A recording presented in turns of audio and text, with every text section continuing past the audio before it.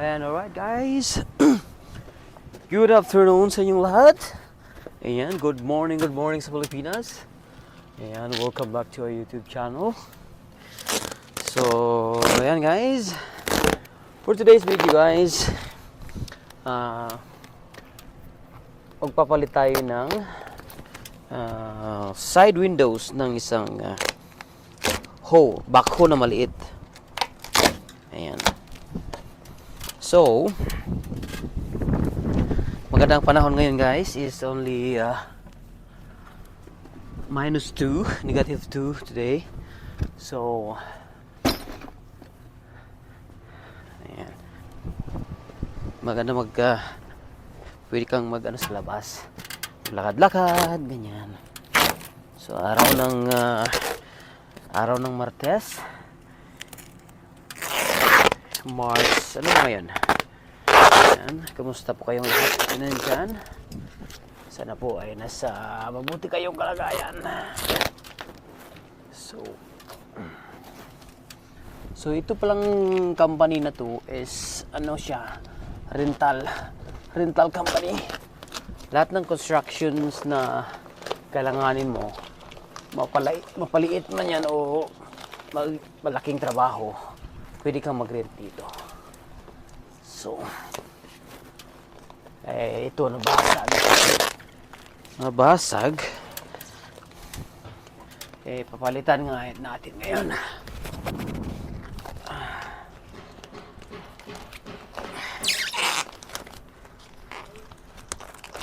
Baka may na dito. So, ayan, basag talaga. So, let's go, palitan natin. Ano pala siya? Glue-in. So, ibig sabihin pinadidikit. Pero, tika nga muna. Ita-dry fit ko muna yung glass. Baka mali. Kasi minsan, mali yung in-order nila. Sila naman nag-order nito kasi doon to in-order nila sa manufacturer. So ito yung glass niya. Ayan. Gagawin every time na may ganitong guys, gagawin, make sure talaga i-dry fit mo muna. Ibig sabihin, testing mo muna dyan kung tama. Ayan. Kasi minsan, ilang beses na ako gawa ng ganito, silang nag-order pero mali yung nakuha nila. Minsan yung pang left side or sa right side or ibang model. So bago ka mag-umpisa, mo muna, i-testing mo muna, dry fit mo muna kung tama nga. So ayan, tama naman. So, let's go ahead na. Ang unang gawin mo dyan, kakat mo yung luma kasi nandyan pa yan. Yung lumang urethane. Yung lumang pandikit, nandyan pa yan. So, tatanggalin mo ngayon yan. Pero dapat huwag to gayahin guys kasi wala akong gloves. Dapat mag-gloves pagka ganito kasi glass yan tsaka kutsilyo. Kaya wag gayahin. Para sa mga professional lang to. Sana professional. Ay. Ayan. So install lang to. Silang umorder. Ngayon hindi ko alam kung kanong charge na dito. Kasi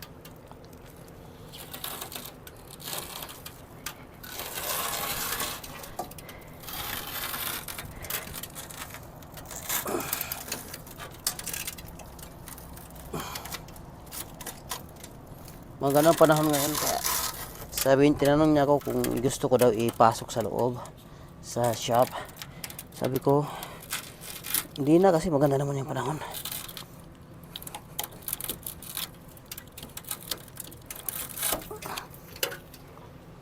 -2 lang. So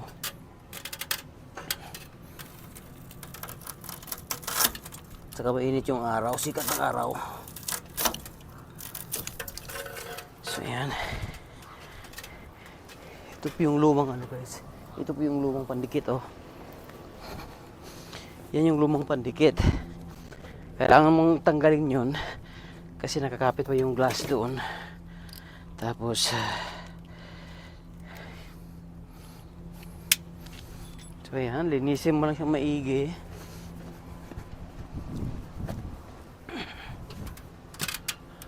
Kailangan hindi mo kailangan tanggalin yung lahat ng yung natitira, hindi. Kasi mas magandang mas may maiwan pa doon. Kasi yun yung ano, doon kumakapit yung bago mong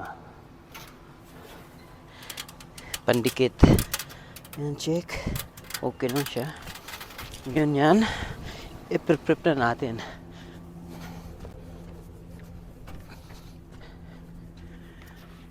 Kuha ka ng glass cleaner.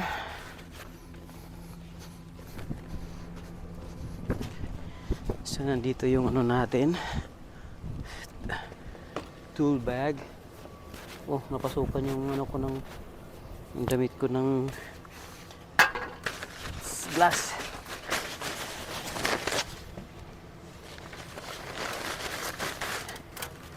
So, ang panglinis ko lang dyan is glass cleaner lang.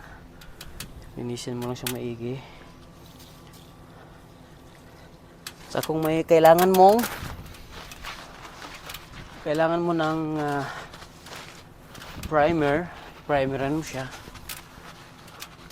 Basta ang lang dito, tik-tik, kailangan mong linisin ng maigi. Kasi kung hindi malinis, maaaring hindi didikit yung yung pandikit natin. So magkakaroon tayo ng problema. Maglilik siya. Or di kaya matanggal mismo sa ano. So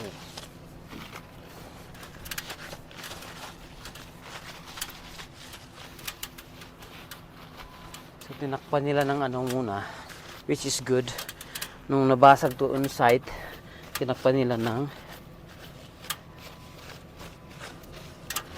ayan, malinis na.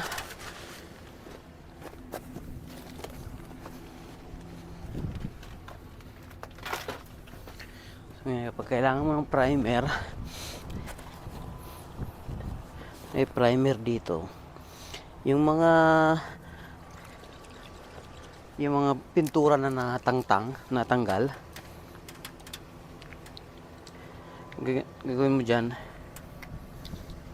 patsyahan mo ng primer para dumikit yung kumapit yung andikit.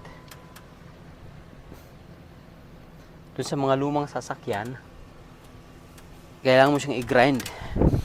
Mayroong wire brush para alisin mo yung kalawang para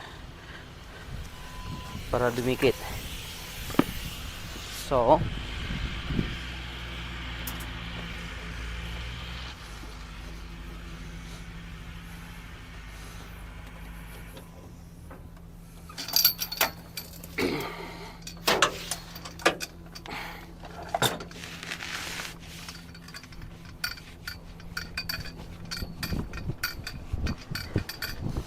dito naman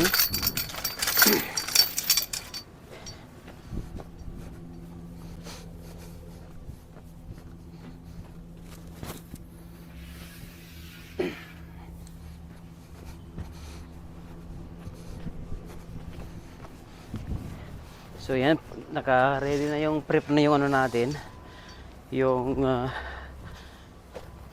pagkakabitan ng salamin. Ngayon naman ang lilinisin natin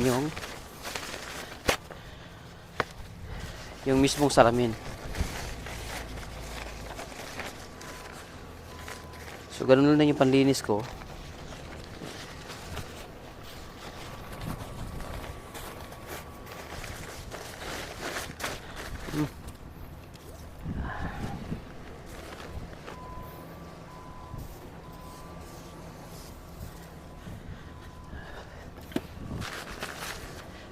Glass cleaner lang siya.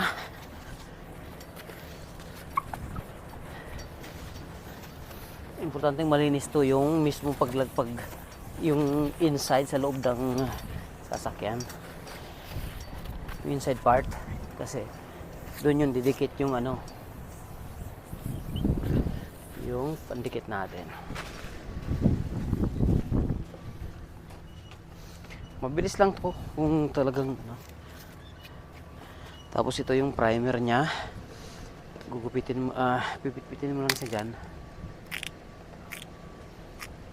Lalabas na yung ano nya, katas nya. Ayan. Tapos ano lang siya, paikot. Pag lumabas na yung katas nya, ayan,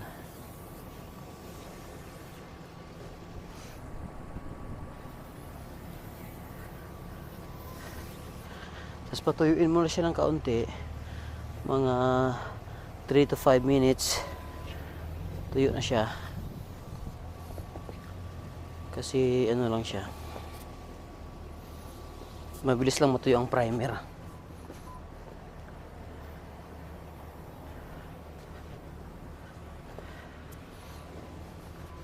Yan.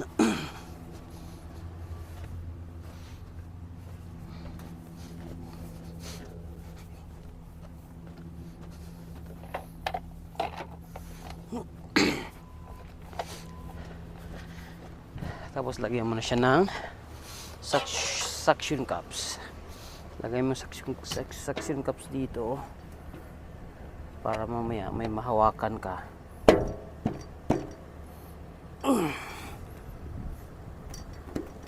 Pag ikinabit mo na siya, sa labas mo siya na part ng glass ilagay yung suction cups.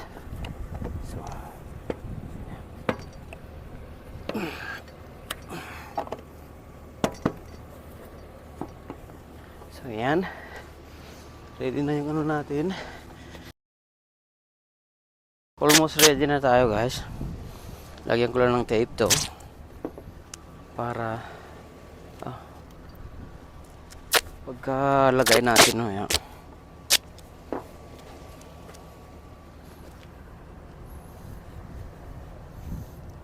Kahit dalawa lang muna, and then mamaya natin i-finish ng dikit. Sa taas muna natin lagay. So ayan, lagay na tayo ng pandikit, guys. Ayan na, let's go.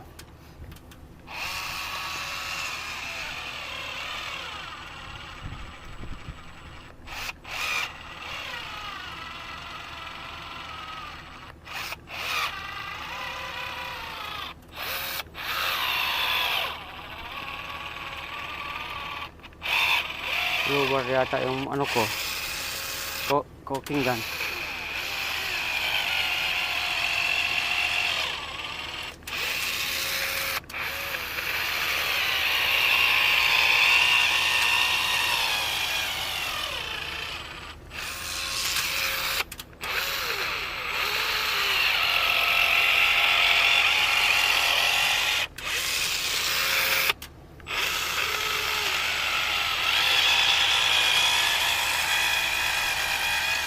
Ayan, lagyan natin.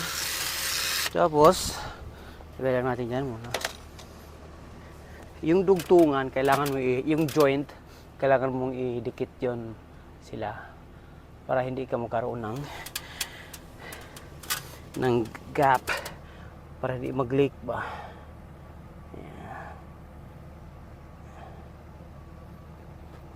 Ayan. Tapos yun, kabit na natin. Bago mo ilagay, check mo muna yung suction cups.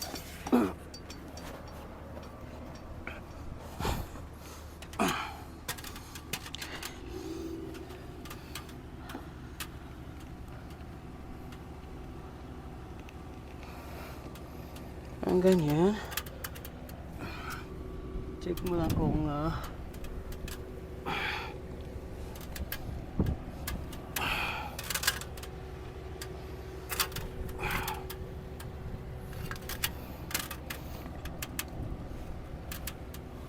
Palagay ko dyan. Ayan. Pero kailangan mo i-check din kung yung ilalim ay dikit, kung may part na dikit siya. Dyan. Oop. Ay. Yan, ilagay ngayon.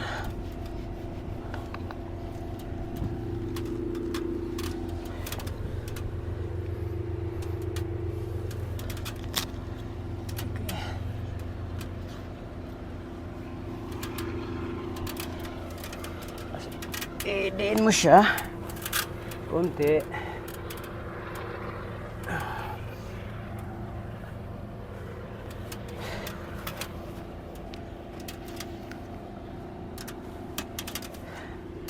Double check mo lang kung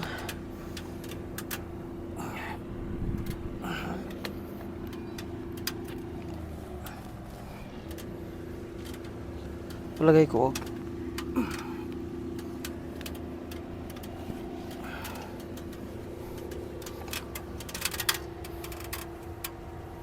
yan. Pwede kong sa taas iangat ko ng kaunti. Yan.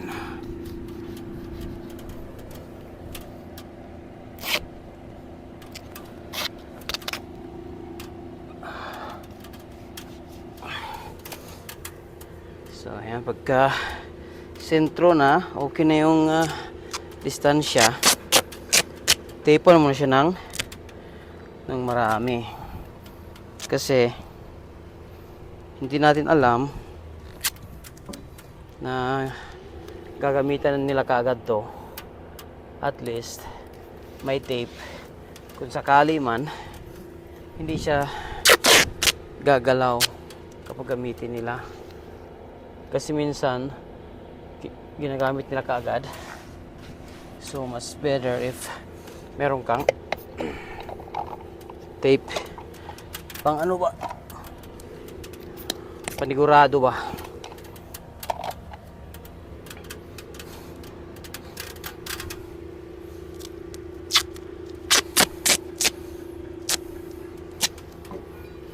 Yan.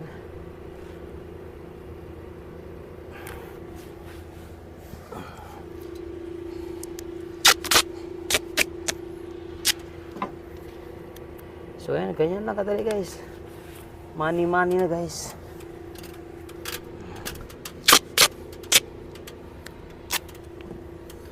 O diba? Ayan, maraming salamat sa inyong panonood guys. Makita-kita tayo uli sa mga live ng ating mga kaibigan dyan sa YT World. So, ayan. Thank you for watching. Bye.